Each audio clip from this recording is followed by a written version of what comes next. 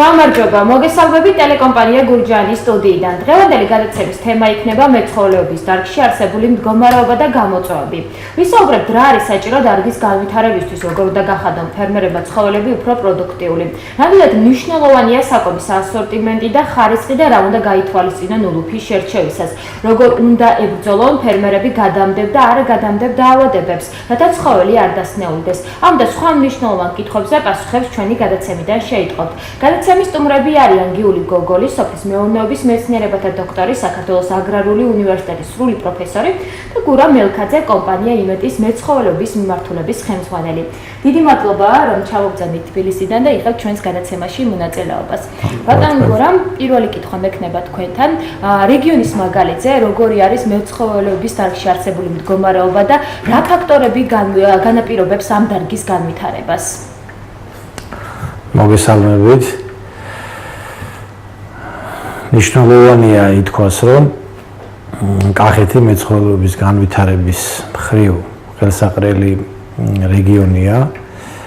თავისი აგროკლიმატური პირობებით, არსებული საძოვრებით, სათიბებით, სასოფლო-სამეურნეო სავარგულებით, სადაც მარცვლეული კულტურები მოყავთ.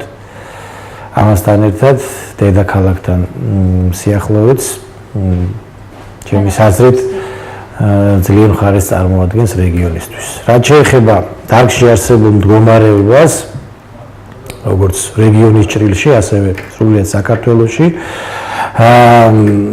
არასახარბიელოა. მთლიანი სულადობის დიდი ნაწილი დაბალპროდუქტიულია. ეს იმ ფონზე, როდესაც ქვეყანაში ნედლძეზე მოთხოვნილება წარმოებელი კომპანიების მიერ მზარდია. მაგალითისთვის შეგვიძლია მოვიყვანოთ, რომ იმპორტირებული ძისხმნილის წელი ზის პროდუქტების წარმოებაში დაახლოებით 80% შეადგენს.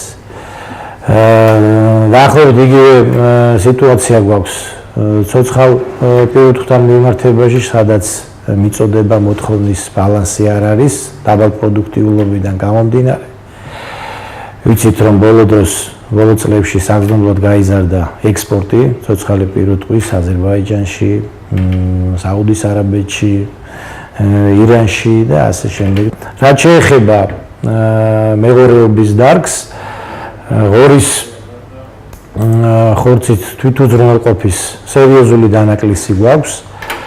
მოგეხსენებათ, რომ 2007 წელს, როდესაც ქვეყანაში აფრიკული ჭირი გავრცელდა, მთლიანი სულადობის 70-80% ღორი განადგურდა, მათ შორის კახეთის რეგიონში. ამის შემდეგ ამ დარგში მნიშვნელოვანი ზრდა არ ქონია. საქსტატის მონაცემებით 2016 წელს საქართველოში 12 მილიონ ლარზე მეტი ღირებულების ცოცხალი ღორი იქნა შემოყვანილი. უნდა ითქვას, რომ სახელმწიფოს ინიცირებული პროექტები და პირდაპირ ინვესტიციებით ბოლო წლებში რამდენიმე მსხვილი მებრძოლი მიმართულების მეძროხეობის მეურნეობა შეიქმნა. ძირითადად ამ ფერმერების ნაწილი წარმოდგენილია კახეთის რეგიონში. ამჟამად 8 მსხვილი, ზოგიერთი მათგანი ინდუსტრიული მეურნეობა გვაქვს კახეთის თითქმის ყველა მუნიციპალიტეტში. აქაც ჩვენი ფერმერები ყველა მათგანი ძირითადად დაკომპლექტებულია მაღალპროდუქტიული კულტურული ჯიშებით, როგორიცაა ჰოლშტეინი, შვიცი, სიმენტალი, შემოყვანილი ევროკავშირის ქვეყნებიდან. აქაც ჩვენი ფერმერები მთელი სირთულეებს აწყდებიან ძირითადად მეურნეობის ეფექტურად მართვის საკითხებში. მნიშვნელოვანია ერთი რამ, რომ ვიცოდეთ, რომ ეკონომიურად მომგებიანი მეურნეობის მართვა გაცილებით რთულია. ის მოითხოვს შესაბამის ცოდნას, მოითხოვს თანამედროვე ტექნოლოგიების დანერგვას. რაც შეეხება იმ ფაქტორებს, თუ რა განაპირობებს მეცხოველეობის დარგის განვითარებას, სამი ძირითადი ფაქტორი განაპირობებს, მოკლედ ვიტყვი ალბათ, ეს პირველი გახლავთ ცხოველის ჯიში, ვიცით რომ პროდუქტიულობის გენეტიკური პოტენციალის გარეშე რაიმე ხელშესახები წარმატების მიღწევა შეუძლებელია. მეორე ფაქტორი ეს გახლავთ სრულფასოვანი ცხოველის სრულფასოვანი კვება და ბალანსირებული კვება. აქაც მნიშვნელოვანია ვიცოდეთ რომ კვების პირობები შესაბამისობაში უნდა მოდიოდეს ცხოველის ორგანიზმის ბიოლოგიურ მოთხოვნილებებთან და ბოლო ფაქტორი ასევე მნიშვნელოვანი ეს გახლავთ ვეტერინარული ღონისძიებები, გადამდები და არაგადამდები დაავადებები, საწინააღმდეგო პროფილაქტიკა და პრევენცია. აქაც მნიშვნელოვანია ვთქვათ რომ ეს თუ შეიძლება დავამთავროთ, მნიშვნელოვანია ვთქვათ რომ პროდუქტიულობას ცხოველი აღწევს სრული ჯანმრთელობის პირობებში. ბატონ გიული, ალბათ თქვენ ხშირად გსმენიათ, რომ ქართული ძროხა არის დაბალპროდუქტიული, ნაკლებ ცოტა სიწველება. რა არის ამის მთავარი მიზეზები? მოგესალმებით. მეტად აქტუალური თემა დაისახა თქვენი ტელეკომპანიის მიერ და უპირველეს ყოვლისა მინდა აღვნიშნო თქვენ კითხვასთან დაკავშირებით ის ფაქტი, რომ დღეს საქართველოში არსებული 1,200,000 სული ძროხიდან ჩვენ არც ერთზე უმეტესობაზე ყოველ შემთხვევაში 99%-ზე ვერ ვიტყვით რა ჯიშია, რა ცხოველია, რასთან გვაქვს საქმე. საქმე ის გახლავთ, რომ უკვე დაწყებული 1991 წლიდან დამოუკიდებლობის გამოსხივების დღიდან მთლიანად მოისპო სანაშენე მეცხოველეობის ბაზა. უპირველეს ყოვლისა და ეს ყველაფერი მოხდა კანონმდებლობის გუების აქციებით, როგორც ჩვევია ხოლმე სამწუხაროდ. პროფესორი იყო კანონმდებლობა, რომ არ შეიძლებოდა პრივატიზაციას მოყოლოდა სანაშენე მეურნეობების სამშენებლოები და ასე შემდეგ. ანუ ის სულადობა, რომელიც ასე ვთქვათ პროგრესს მეცხოველებისას განაპირობებს, მაგრამ ამას გვერდი აუარეს და ასე ვთქვათ მოხდა ამ ცხოველების პრივატიზაცია. პრივატიზაციისას საზოგადოებრივ მეურნეობებში ძირითადად მოშენებული რუსეთის, უკრაინის და ასე შემდეგ საბჭოთა ყოფილი საბჭოთა კავშირის რესპუბლიკებიდან შემოყვანილი სულადობა მოხდა გლეხობის ხელში. ბუნებრივია, ეს იყო ჯიშიანი პირუტყვი, მაგრამ უსისტემო გამრავლების პირობებში, ანუ სანაშენე საქმის არ ქონის პირობებში მთლიანად, ესე იგი, აითქვიფა ადგილობრივ სულადობაში და დღეს ჩვენ წარმოდგენაც არ გვაქვს, თუ რა სულადობას აშენებენ ჩვენი ფერმერები. რა ჯიშისაა. ანუ ჩვენ მხოლოდ შეგვიძლია ფერის მიხედვით გავარჩიოთ, რომ რომელი ჯიში შეიძლება ესა თუ ის ცხოველი უნდა ვეკუთვნათ. არა და აი ბატონ გურამმა ბრძანა ჩვენთან ევროპიდან შემოიყვანეს, მათ შორის კახეთის რეგიონში დაახლოებით 8,000 სულამდეო, ასე აღნიშნა. თვითონ მათგანს თანმოყვება პასპორტი ზოგს ღიმილი გადაკრას ალბათ ამის გაგონებას და იმ პასპორტში წერია შობლები, ბებია, ბაბუა და უფრო შორეული წინაპრები, ანუ თუ რას წარმოადგენენ, რა პროდუქტიული მაჩვენებლებით ხასიათდებოდნენ, რა წარმოშობისანი არიან, ანუ რა გენეალოგიური ხაზი აქვთ მათ და რაც მთავარია კიდევ ერთი ვეტერინარული თვალსაზრისით წინაპრებში ან მათ შორეულ თუ ახლო წინაპრებში ხო არ იყო დაფიქსირებული დაავადებები და ამ დაავადებების სახე და სიძლიერე და ასე. სოფლის ეროვნულმა სააგენტომ აცხადა დაიწყო საქართველოში ამ რეფორმის გატარება. მე მესმის თქვენი კითხვის ასე ვთქვათ არსი დაიწყო, მაგრამ ეს გახლავთ რეგისტრაცია და არავითარი ასე ვთქვათ იდენტიფიკაცია, იმიტომ რომ როდესაც იდენტიფიკაციაზეა საუბარი, აქ ჩვენ ცხოველზე აბსოლუტურად ყველაფერი უნდა ვიცოდეთ. მის წარმომავლობაზეც და მის დღევანდელობაზეც. ხო სწორია? ჩვენ წარმომავლობაზე ვერაფერი არც ერთი გლეხი, მით უფრო არც ერთი ფერმერი უფრო სწორედ და მით უფრო გლეხი არავითარ ჩანაწერებს არ აწარმოებს. ხო სწორია? ანუ ჩვენ წინაპრებზე წარმოდგენა არ გვაქვს და არც ასე ვთქვათ ამ ცხოველზე შესაბამისად წარმოდგენა. იგივე ნებისმიერ სახელმწიფო აი უბრალოდ კინოლოგიაში ვიტყვი. ძაღლს ჩვენ ამა თუ იმ ჯიშს ვერ ვაკუთვნებთ, თუმცა სათანადო დოკუმენტაცია, პასპორტი თავისი საბუთი არ აქვს. ასეთი მდგომარეობაა დღეს ჩვენთან. ჩემს მიერ ინიციირებული იქნა სულ რამდენიმე დღის წინ პროექტი სანაშენო მუშაობის აღდგენის შესახებ. მცირე რეკლამას გავუკეთებ ჩემს შრომას, ასე ვთქვათ, ივლისის და აგვისტოს ნომრებში ახალ აგრარულ საქართველოში გამოქვეყნა ჩემი შეხედულებები ამ თემატიკასთან დაკავშირებით. მე ურჩევ, ვინც დაინტერესებულები არიან საქმეს, ეს იქნება წმინდა სამეურნეო მუშაკები თუ ფერმერები, გაიცნონ ამ შრომას. სამინისტროსგან ჯერჯერობით ყოველ შემთხვევაში სიტყვები მხარდაჭერა არის და იმედია ეს საქმე აღორძინდება, ვინაიდან სანაშენო მუშაობის გარეშე საერთოდ მეცხოველებაზე მეცხოველების მაღალპროდუქტიულ მეცხოველების წარმოდგენას არ შეიძლება. იმიტომ რომ სანაშენო მუშაობა გულისხმობს არა მარტო გადარჩევას, შეარჩევას და ცოდნას თუ რა ჯიში ვყავს, არამედ თუ როგორ უნდა მოუვაროთ მას, როგორ უნდა შევინახოთ, როგორ უნდა გავანაყოფიეროთ, რა მიმართულებით გავანაყოფიეროთ, როგორ უნდა ვკებოთ და ასე შემდეგ. ანუ მთელი კომპლექსია ღონისძიებების. კიდევ აი რა მიზეზები არის გამოც ქართული ძროხა იწოლება ცოტას. მიზეზებს რა გამოლევს? ახლა თქვენ როგორ გონიათ ის ქვეყნები, რომლებიც 10-12,000 ლიტრას ძველიან ერთი სულთან წელიწადში, მათ პრობლემები არ აქვს, მათ გაცილებით მეტი პრობლემები აქვს ვიდრე ჩვენ, მაგრამ ჩვენს პრობლემებს გვქონდით ჩვენ თვითონ. ანუ საზღვარგარეთის ქვეყნებში, განვითარებული მეცხოველეობის ქვეყნებში კითხვასაც არ სვამენ, რომ ცხოველს კვება უნდა, თან ნორმირებული კვება უნდა. ეს თემი არის კარგი მაგალითი. დიახ.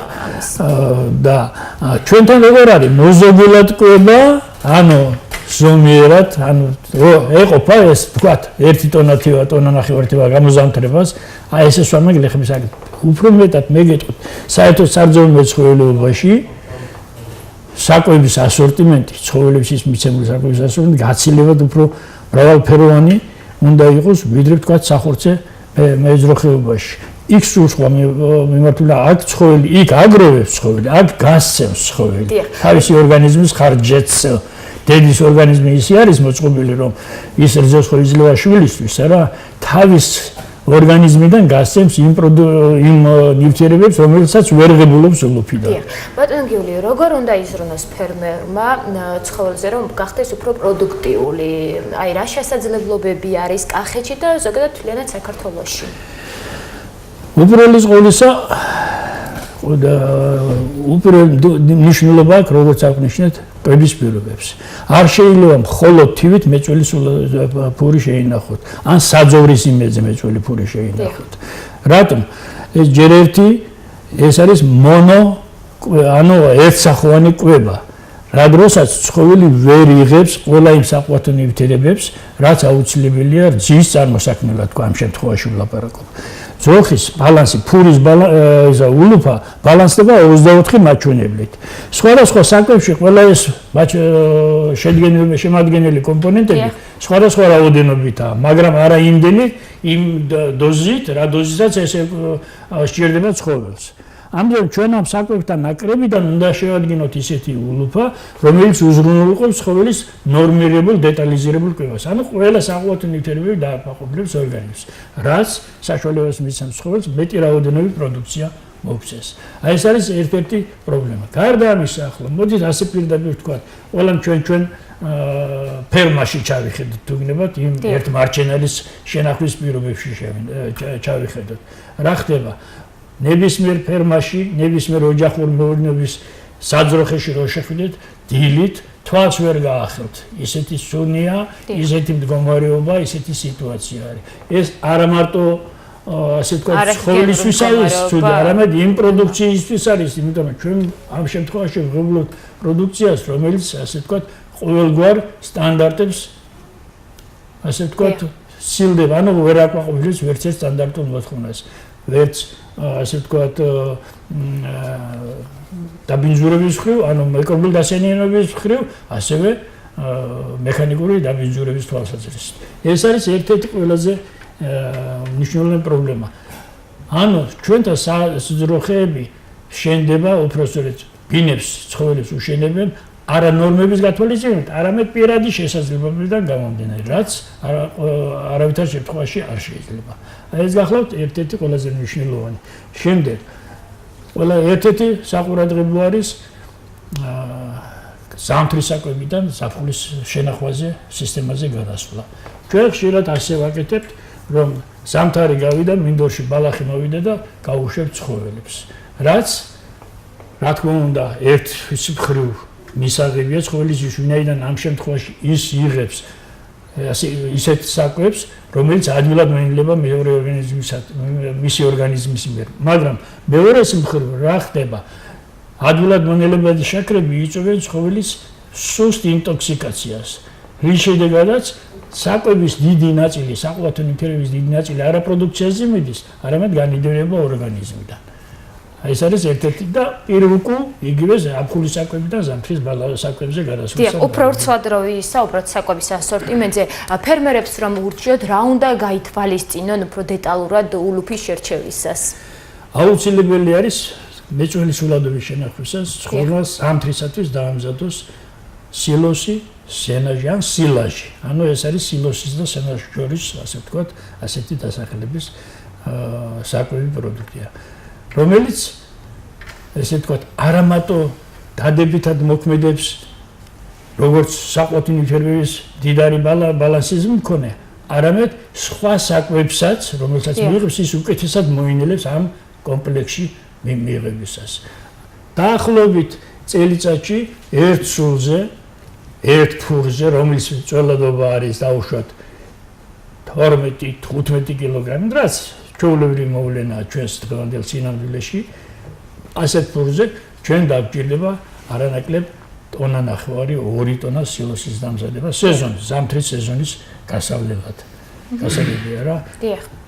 გარდა ამისა, აუცილებელი არის კარგი ხარისხის თივაის დამზადება, რაც ხშირად ვერ ხდება. ჩვენ ქართველებს გვაქვს ასეთი თვე, თიბა თვე, მაგრამ წელს არ აგავს, ზაფხან ადრე ზაფხულია, ხანგვიან ზაფხულია, ანუ გათიბვა დროულად უნდა მოხდეს, რა დროსაც ყურადღება არის მისაქცევი იმ ფაქტორზე, რა მომენტში უნდა მოხდეს ბალახის გათიბვა. უპირველეს ყოვლისა გათიბვა უნდა მოხდეს პარკოსანი მცენარეულის, ასე ვთქვათ, დაკუკრების ეტაპზე და ბალახის მარცვლოვანი მცენარეულის ასე თავთავის ამოყრის მომენტისთვის. ეს არის ოპტიმალური ვადა თივის დამზადებისა, მაგრამ თივა ხშირად გაითიბება და უყურადღებოდ რამოდენიმე ხნის მანძილზე დევს და იშრება არასწორი ტექნოლოგიით, ანუ იკარგება მასში შემავალი ნივთიერებები. ამასაც უნდა მიექცეს ყურადღება. მე კარგად მესმის ფერმერების, მათ არ აქვთ არც საკმარისი რაოდენობით სათიბები, არა აქვთ მათ საკმარისი რაოდენობით საძოვრები, გასადევრები. ერთი მომენტზე მინდა გავამახვილო ასევე ყურადღება.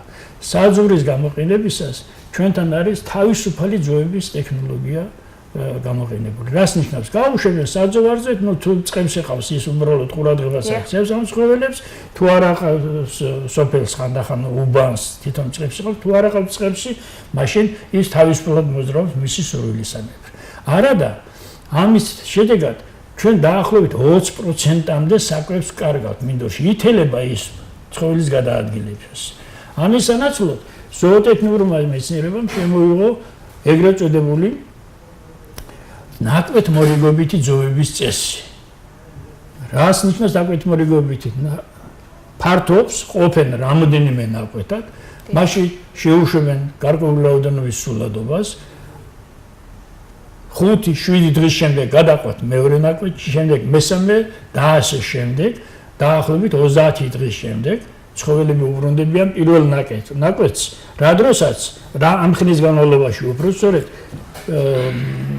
ბალახნარი ასწრებს უბრალოდ განვითარებას და ის, ასე ვთქვათ, საკვებად ვარგისი ხდება. ასეთ პირობებში ჩვენ ფაქტიურად ყოველი მეხუთე ჰექტარი ნაკვეთისა, ყოველი თუ 20%, ყოველი მეხუთე ჰექტარი და დამატებითი საკვები ბაზა წარმოგვექნება. რა თქმა უნდა, ეს საკმაოდ ადვილია რა თქვა ასე თქვა ვილაპარაკოთ, მაგრამ სოფელში ან ფერმერმა, რომელსაც თავისი საძოვრები აქვს, ამის მოწყობა უზრუნველყოს ელექტრომწყემსის დახმარებით. ასეთი დანადგარი არსებობს, რომელიც არავითარ დამატებით ასე ვთქვათ საქმიანობას არ საჭიროებს, უბრალოდ მავთულია, რომელიც მიერთებული არის მზის ბატარეებზე მომქმედ აკუმულატორთან. დიახ, აკუმულატორთან და ეს აძლევს საშუალებას, ესე იგი, ყოველი 5 ჰექტრიდან 1 ჰექტარი ეკონომია გააკეთოს, ესე იგი, 1 ჰექტარის საკვები დამატებით მიიღოს ცხოველმა. აი ეს მეტად მნიშვნელოვანი საკითხი არის. რაც შეეხება შენახვის სისტემას. ისტორიულად ჩვენში ჩამოყალიბებული რომ ძროხა აუცილებლად დაბმული უნდა იყოს. არადა ცხოველთა კეთილდღეობის ნორმები მოითხოვს, რომ ცხოველს ჰქონდეს თავისუფლად გადაადგილების საშუალება, ანუ მის ნებაზე მოძრაობის საშუალება. ეს მის ბიოლოგიური ბუნებიდანაც გამომდინარეობს. ჩვენთან სამწუხაროდ უმეტეს სფერულ მეურნეობებში ზამთრის პერიოდში განსაკუთრებით ყოველგვარი მოციონის, ანუ სასეირნო მოედანზე გამოყვანის გარეშეც კი ყავ დაბმული ეს ცხოველები და აი სწორედ იქ მავნე აირების პირობებში ამ ცხოველებს უმეტესობას ამ ფილტვების პრობლემები ექნებათ, ან საწვისონლების პრობლემები და ასე შემდეგ. საინტერესოა ეს ფაქტორიც. მადლობა ბატონო გიული. ბატონო გურამ, თქვენთან მექნება შეკითხვა ახლა, რა ვეტერინარული ღონისძიებები უნდა გატარდეს გადამდები და არამგადამდები დაავადებების წინააღმდეგ? რა სურჩათ ფერმერებს? სასოფლო-სამეურნეო ცხოველებში, ფრინველებში სხვადასხვა სახის დაავადებები გვხვდება. დაავადებები შეიძლება იყოს გადამდები და არაგადამდები. გადამდები დაავადებები თავის მხრივ იყოფა ინფექციურ დაავადებებად და ინვაზიურ დაავადებებად.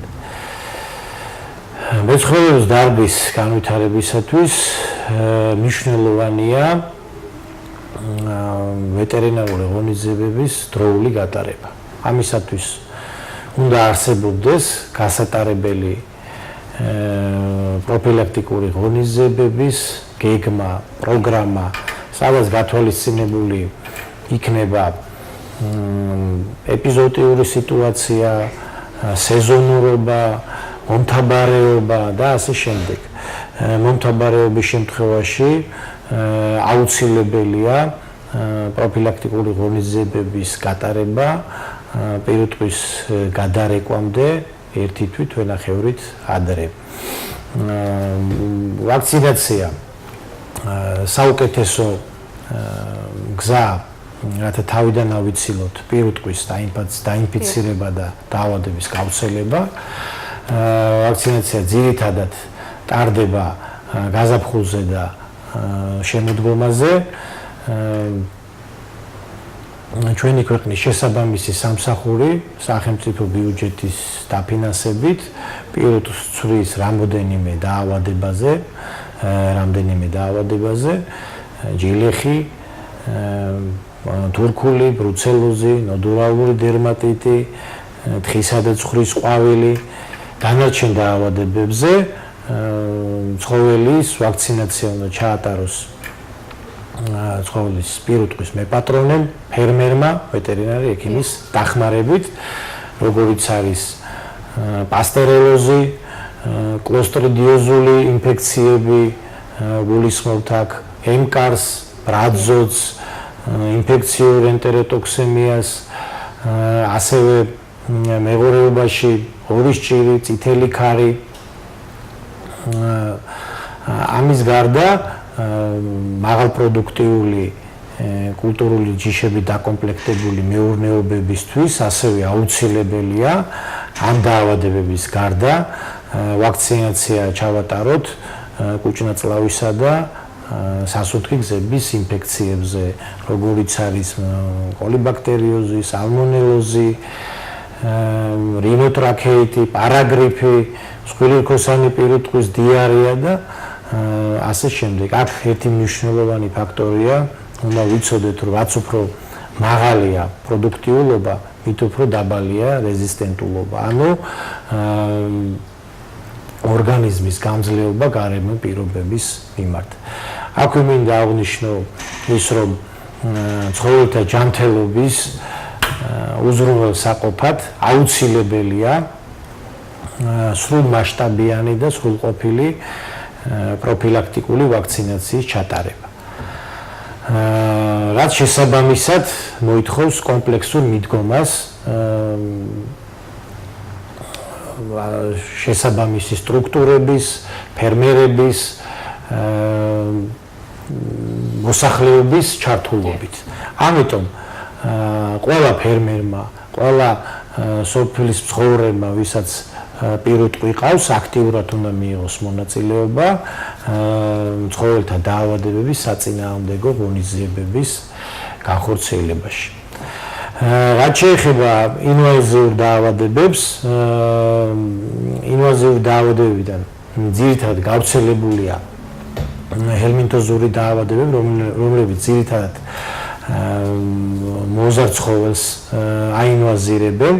საქართველოში ჰელმინთოზური დაავადებები ფართოდ არის გავრცელებული.